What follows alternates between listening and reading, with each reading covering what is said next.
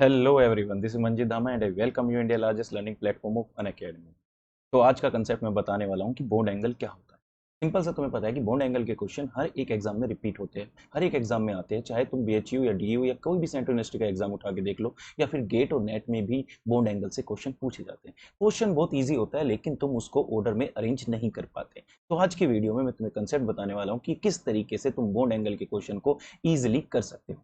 दूसरी बात, जिस बच्चे ने अभी तक अनअकैडमी प्लस सब्सक्रिप्शन नहीं लिया है प्लीज़ जल्दी से ज्वाइन कर लीजिए, क्योंकि मैं बैच कोर्स में 1 साल के आपको पढ़ाने वाला हूं और उसमें मैं आपको कंप्लीट ऑर्गेनिक केमिस्ट्री कराने वाला हूं। जो आपका बैच कोर्स चल रहा है जिसमें योगी सर पढ़ा रहे हैं, निशा मैम पढ़ा रही है, तो उसमें मैं आपको कंप्लीट ऑर्गेनिक केमिस्ट्री कराने वाला हूँ। तो साथ ही तुम्हारी फिजिकल केमिस्ट्री भी चलेगी और ऑर्गेनिक केमिस्ट्री में आपकी कंप्लीट कराने वाला हूँ। फटाफट MDD10 कोड यूज़ करिए और उसको ज्वाइन कर लीजिए, क्योंकि तुम्हें ऑफर पता है कि ऑफर क्या चल रहा है।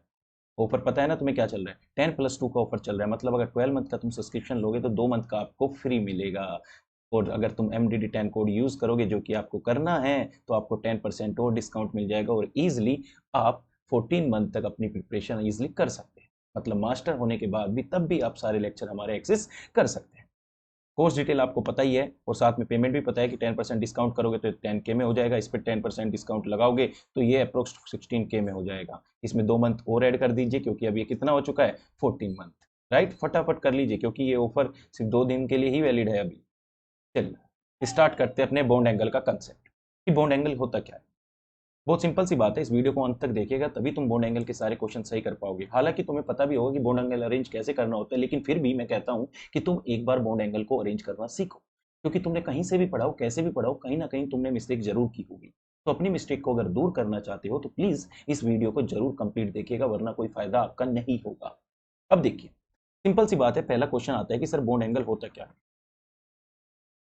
राइट, कि बॉन्ड एंगल होता क्या है। सपोज करो कोई भी सेंट्रल एटम और इसके बगल में क्या है बी, और ये बी एटम है, इन दोनों बॉन्ड के बीच में जो एंगल बनता है इसी को बोला जाता है बॉन्ड एंगल। आप कब पूछ सकते हो कि सर इनके ऊपर अगर लोन पेयर प्रेजेंट हो गए तो क्या तब भी बॉन्ड एंगल होगा? ए और बी के बीच में तो बॉन्ड एंगल है ही, क्या सर हमें इनके अंदर भी बॉन्ड एंगल निकालना पड़ेगा? नहीं, क्योंकि तुम्हें पता है कि लोन पेयर कभी भी किसी मॉलिक्यूल पे दिखाई नहीं देते, और जो चीज दिखाई नहीं देती हम उसके बीच में बॉन्ड एंगल नहीं निकाल सकते।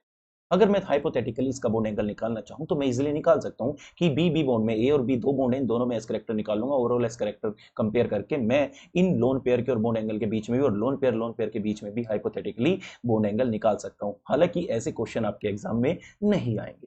क्लियर है पॉइंट? अब देखो, बच्चों को बहुत प्रॉब्लम होती है कि बॉन्ड एंगल को सर कैसे अरेंज करना है, हमें नहीं पता, किसी का बॉन्ड एंगल ज्यादा मिलता है, किसी का कम मिलता है, हम नहीं समझ पाते। तो मैंने क्या किया, सारे मॉलिक्यूल को अलग अलग कैटेगरी में डाल दिया। सिंपल सी बात है कि कितने टाइप के तुम्हारे मॉलिक्यूल हो सकते हैं, उनका बॉन्ड एंगल क्या हो सकता है, उन्हीं को मैंने अलग अलग सेपरेट कर लिया। देखो, सबसे पहले जब भी तुम्हारे पास बॉन्ड एंगल का क्वेश्चन आए, सबसे पहले तुम्हें उसमें हाइब्रिडाइजेशन देखो कि उसका हाइब्रिडाइजेशन क्या है। तो मैंने क्या किया, पूरे हाइब्रिडाइजेशन के बेसिस पे मॉलिक्यूल को डिवाइड कर दिया कि या तो तुम्हारा मॉलिक्यूल क्या हो सकता है sp हाइब्रिडाइज, या मॉलिक्यूल तुम्हारा क्या हो सकता है sp2, या मॉलिक्यूल क्या हो सकता है sp3, और सबसे लास्ट बनता है कि तुम्हारा मॉलिक्यूल क्या हो सकता है कि एक ड्रैगो कंपाउंड हो सकता है। राइट और रॉन्ग? सबसे पहले जैसे ही तुम्हें उस कंपाउंड में ड्रैगो कंपाउंड दिख जाए जो तुम्हारे मॉलिक्यूल अरेंज करने के लिए दिए है, तो इस पे स्टार मार्क कर लो। कैसे? कि जैसे ही तुम्हें पता है कि ड्रैगो कंपाउंड का जो एंगल होता है अप्रोक्स 90 डिग्री होता है, तो जो भी तुम्हें बॉन्ड एंगल के लिए मॉलिक्यूल अरेंज करने के लिए दे रखे हैं, उनमें ड्रैगो कंपाउंड अगर प्रेजेंट है तो सबसे कम बॉन्ड एंगल उसी का होगा। अब तुम्हें ये नहीं पता होगा कि सर बॉन्ड ड्रैगो कंपाउंड कौन से होते हैं, कुछ नहीं याद रखना। एक नाइट्रोजन फैमिली और एक ऑक्सीजन फैमिली में नाइट्रोजन और ऑक्सीजन के हाइड्राइड को छोड़कर बाकी जितने भी मॉलिक्यूल बचते हैं उन्हीं को हम बोलते हैं ड्रैगो कंपाउंड। जैसे अगर मैं बात करूं PS3, जैसे मैं बात करूं AS3, नाना पाटेकर असरानी, सब भिखारी। राइट और रॉन्ग? ये तुम्हें पता है ऑर्डर।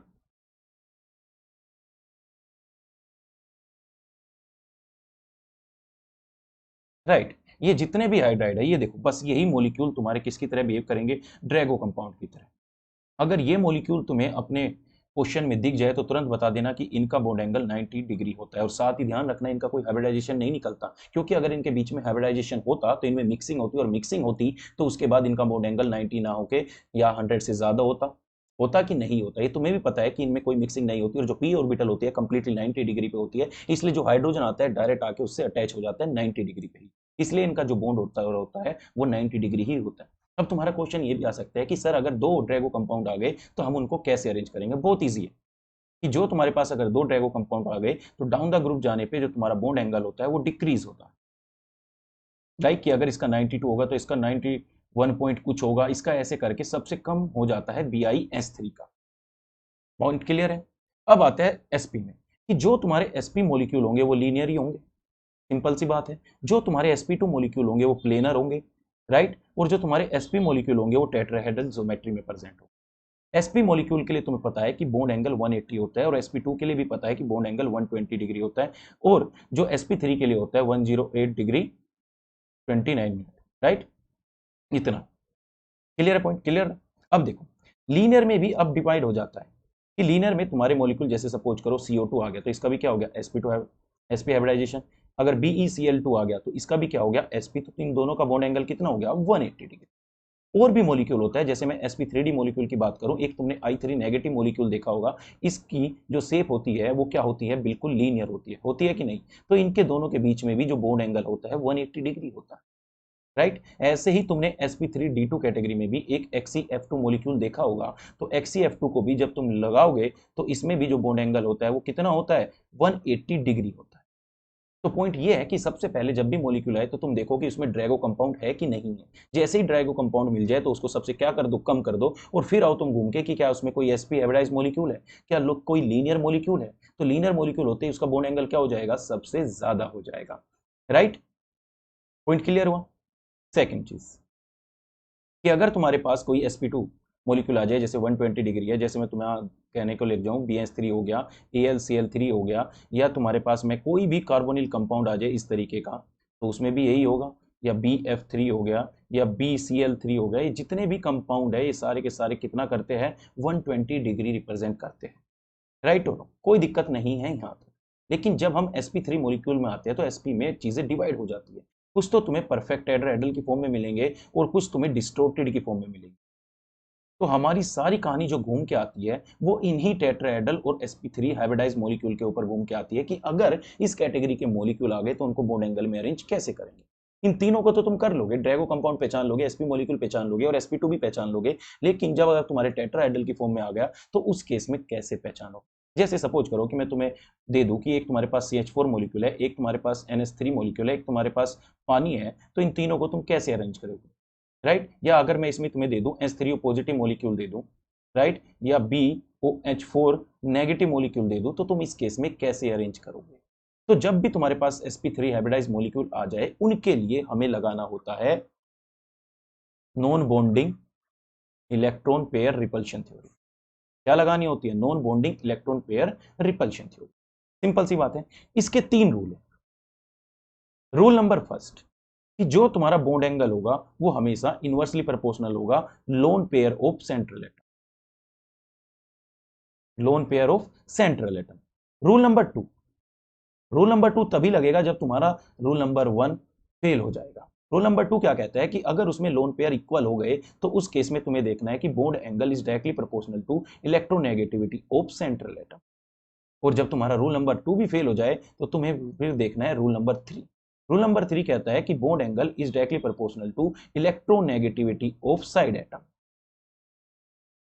पॉइंट क्लियर है। अगर तुमने 3 रूल लगाने सीख लिए तो तुम कोई भी मॉलिक्यूल को बॉन्ड एंगल की फॉर्म में अरेंज कर सकते हो, उसके ऑर्डर की फॉर्म में अरेंज कर सकते हो। जैसे मैं एक सिंपल सा क्वेश्चन तुम्हें कराता हूं कि तुम्हारे पास क्या हो गया कि CH4 मॉलिक्यूल हो गया, एक तुम्हारे पास CO2 मॉलिक्यूल हो गया, एक तुम्हारे पास NH3 मॉलिक्यूल हो गया, और एक तुम्हारे पास पानी हो गया, और एक तुम्हारे पास H2S हो गया। क्लियर है पॉइंट। क्वेश्चन देखो, अब होगा क्या कि जैसे ही तुमने मॉलिक्यूल देखा तो इसमें तुमने तुरंत पहचान लिया कि जो CO2 होता है वो 180 डिग्री पे होता है, और ये तुम्हारा H2S है, एक डरेगो कंपाउंड है और ये 90 पे। तो सबसे पहले तुम आगे तो लगा दोगे CO2 और सबसे लास्ट में तुम लगा दोगे H2S।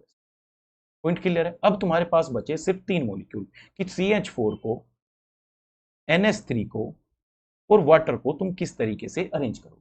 तो रूल नंबर फर्स्ट लगाओ कि बॉन्ड क्या है, रूल नंबर फर्स्ट कि bond angle inversely proportional to lone pair of central atom. जिस पे सबसे ज्यादा लोन पेयर होंगे उसका बॉन्ड एंगल कम होगा। तो तुम्हें पता है कि ये पानी है, राइट, इसके ऊपर 2 लोन पेयर है कि नहीं है, इसके ऊपर 1 लोन पेयर है और इसके ऊपर एक भी लोन पेयर नहीं है। तो जिसके ऊपर एक भी लोन पेयर नहीं है तो उसका बॉन्ड एंगल क्या हो जाएगा, सबसे ज्यादा। ये देखो CH4 आ गया। उसके बाद वाटर पे 2 लोन पेयर है, तो अमोनिया पर क्या हो जाएगा, सबसे ज्यादा, और उसके बाद क्या हो जाएगा, पानी हो जाएगा। बोलो, तो तुम्हारा काम किससे चल गया, कि रूल फर्स्ट से ही तुम्हारा काम चल गया। चल गया कि नहीं चल गया। लेकिन अब मैं तुम्हें और भी रूल सिखाता हूँ कि रूल 2 को अप्लाई कैसे करते हैं। जैसे सिंपल सी बात है, अगर तुम्हें मॉलिक्यूल दे दूं कि एक तुम्हारे पास NH3 मॉलिक्यूल है और एक तुम्हारे पास NF3 मॉलिक्यूल है, और इन दोनों में पूछने लगा कि किसका बॉन्ड एंगल ज्यादा होगा, राइट? तो देखो, रूल लगाओगे तो सबसे पहले क्या लगाओगे कि bond angle is inversely proportional to lone pair. लेकिन लोन पेयर तो दोनों पे इक्वल है, तो पहला रूल तो लगेगा नहीं। अरे पहला रूल तो लगेगा नहीं, रूल सीक्वेंस में लगाने हैं, इस बात का ध्यान रखना। तो रूल नंबर 1 तो लगा नहीं, रूल नंबर 2 पे आओ। रूल नंबर 2 कहता है कि bond angle is directly proportional to electronegativity of central atom. लेकिन यहाँ पे इलेक्ट्रोनेगेटिविटी ऑफ सेंट्रल एटम भी सेम है, दोनों में क्या है, नाइट्रोजन, इसमें भी क्या है, नाइट्रोजन। अब रूल नंबर 2 भी नहीं लगा, रूल नंबर 3 पे आओ। तो रूल नंबर 3 क्या कहता है कि जो बॉन्ड एंगल है इनवर्सली प्रोपोर्शनल होता है इलेक्ट्रोनेगेटिविटी ऑफ साइड एटम। बहुत बढ़िया। तो जैसे ही तुम्हें पता लगा कि इलेक्ट्रोनेगेटिविटी यहाँ पे क्या है, फ्लोरीन, यहाँ पे क्या है, हाइड्रोजन, तो फ्लोरीन की इलेक्ट्रोनेगेटिविटी हाई है, तो इसका मतलब बॉन्ड एंगल NF3 में कम होगा, होगा कि नहीं होगा? तो तुम्हारा बॉन्ड एंगल NH3 में क्या हो जाएगा, ज्यादा हो जाएगा NF3 से। पॉइंट क्लियर है कि नहीं? राइट और नो? चलिए एक मॉलिक्यूल क्वेश्चन और करते हैं कि अगर तुम्हारे पास H2O मॉलिक्यूल दे रखा है और OCl2 मॉलिक्यूल दे रखा है, राइट और नो? पॉइंट क्लियर है कि नहीं? अब हम एक्सपेक्ट क्या करते हैं कि जो तुम्हारा वाटर का बॉन्ड एंगल है वो ज्यादा होना चाहिए, लेकिन एक्चुअल में ऐसा नहीं होता। एक्चुअल में ऐसा नहीं होता, क्योंकि जब तुम रूल अप्लाई करोगे तो इस पे तीनों रूल फेल हो जाएंगे और तुम एक्सपेक्ट करोगे कि जो तुम्हारा वाटर का बॉन्ड एंगल था वो OCl2 से ज्यादा होना चाहिए। लेकिन एक्चुअल में होता क्या है कि जो तुम्हारा OCl2 है वो ग्रेटर होता है पानी से। अब देखो, ये 3 रूल लगाने तुम सब जानते हो, लेकिन इनकी कंडीशन क्या है कि जब भी तुम ये 3 रूल लगाओ तो उस केस में कभी भी non bonding electron pair repulsion नहीं होना चाहिए। इनकी कंडीशन यही है, कंडीशन ये है कि ये रूल तब लगेंगे जब तुम्हारे मॉलिक्यूल में कोई भी इलेक्ट्रॉन पेयर रिपल्शन नहीं होगा, non bonding electron pair repulsion नहीं होगा। अब non bonding electron pair repulsion क्या होता है जानिए। कि सुबह करो, तुम्हारे पास क्या है, O, और इधर क्या है, हाइड्रोजन, इधर क्या है, हाइड्रोजन। हाइड्रोजन के ऊपर कोई भी तुम्हारे पास लोन पेयर नहीं है, तो इसका मतलब यहाँ पे कोई भी इलेक्ट्रॉन पेयर रिपल्शन नहीं लगेगा। लेकिन जैसे ही तुम OCl2 मॉलिक्यूल पे जाते हो तो इसके पास भी लोन पेयर है कि नहीं है, क्लोरीन के पास भी। ये देखो, ये देखो, क्लोरीन के पास लोन पेयर है कि नहीं है? अब जैसे ही ये लोन पेयर, ये लोन पेयर, ये लोन पेयर और इनके लोन पेयर आपस में रिपेल करेंगे तो इनका बॉन्ड एंगल बहुत ही ज्यादा इंक्रीज हो जाता है। इसी को बोला जाता है non bonding electron pair repulsion. जहां भी ये रिपल्शन देखने को मिल जाए, इसका मतलब उस कैटेगरी में सबसे ज्यादा बॉन्ड एंगल किसका होगा, OCl2 का। क्लियर है पॉइंट? क्लियर है पॉइंट कि नहीं है? राइट? अब देखो, अब तुम्हें सर हमें कैसे पता लगेगा कि वहां पे non bonding electron pair repulsion लग रहा है कि नहीं लग रहा है? बहुत इजी है कि अगर तुम्हारा सेंट्रल एटम सेकंड पीरियड का हो और तुम्हारा साइड एटम कोई भी थर्ड पीरियड का हो या फोर्थ पीरियड का हो या फिफ्थ पीरियड का हो, या फिर कोई भी ऑर्गेनिक मॉलिक्यूल हो, जैसे तुम्हारे पास CH3 हो गया, जैसे तुम्हारे पास फिनाइल हो गया, जैसे तुम्हारे पास इथाइल हो गया, तो कोई भी हो गए तो वहां पे हमेशा क्या लगेगा, तुम्हारा non bonding electron pair repulsion लगेगा। तो जैसे ही तुम्हें दिख जाए कि यहाँ पे non bonding electron pair repulsion है, तो वाटर का जो मॉलिक्यूल है उसका बॉन्ड एंगल कम हो जाएगा और OCl2 का बॉन्ड एंगल ज्यादा हो जाएगा। तो तीनों रूल सीख गए। नेक्स्ट वीडियो में मैं इसके ऊपर जितने भी बॉन्ड एंगल के क्वेश्चन तुम्हारे आ रखे हैं डिफरेंट डिफरेंट टाइप के, वो सारे मैं तुम्हें डिस्कस करने वाला हूं। तो फटाफट वीडियो को लाइक करिए, और जिसको एक कंसेप्ट समझ में आ गया है फटाफट इस वीडियो को शेयर कर दीजिए। और अगर आपको किसी भी चीज में कोई प्रॉब्लम आ रही है, तुमसे कोई क्वेश्चन नहीं हो रहा है, तो मुझे कमेंट सेक्शन में करके बताएं कि सर प्लीज इस क्वेश्चन पे वीडियो बनाइए, हम इन क्वेश्चन को अप्रोच नहीं कर पा रहे हैं। तो बॉन्ड एंगल का सिंपल सा सिस्टम आ गया। तो मैं तुम्हें सेमराइज फॉर्म में बता दूं कि तुम्हें सिर्फ मॉलिक्यूल में 3 चीजें देखनी है। सबसे पहले हाइब्रिडाइजेशन देखना है, हाइब्रिडाइजेशन देखते ही तुम्हें लीनियर मॉलिक्यूल लग गया तो उसका हाइब्रिडाइजेशन सबसे ज्यादा हो गया और इनका बॉन्ड एंगल भी सबसे ज्यादा। फिर उसके बाद sp2 मॉलिक्यूल का होगा, और फिर जब तुम्हारे sp3 मॉलिक्यूल आएंगे तो इस केस में तुम्हें रूल अप्लाई कर करके देखने हैं। कंडीशन सिर्फ यही है कि वहां पे non bonding electron pair repulsion नहीं होना चाहिए, राइट? और सबसे लास्ट में तुम्हारे क्या आ जाते हैं, ड्रैगो कंपाउंड। और ड्रैगो कंपाउंड का जो बॉन्ड एंगल होता है वो कितना होता है, 90 डिग्री के अप्रोक्स होता है। बस इसी कैटेगरी में तुम्हें हर चीज लगानी है। रूल का जब रूल लगाओ तो उसमें ध्यान रखना कि रूल तुम्हारे सीक्वेंस में रखना चाहिए, कि पहले रूल 1, फिर रूल 2, फिर रूल 3। तो चलिए नेक्स्ट वीडियो में मिलते हैं, उसमें मैं तुम्हें बॉन्ड एंगल के ऊपर जितने भी क्वेश्चन आ रखे हैं प्रीवियस ईयर में वो सारे क्वेश्चन मैं तुम्हें कराने वाला हूं। फटाफट वीडियो को लाइक करिए और शेयर कीजिए। मिलते हैं नेक्स्ट वीडियो में।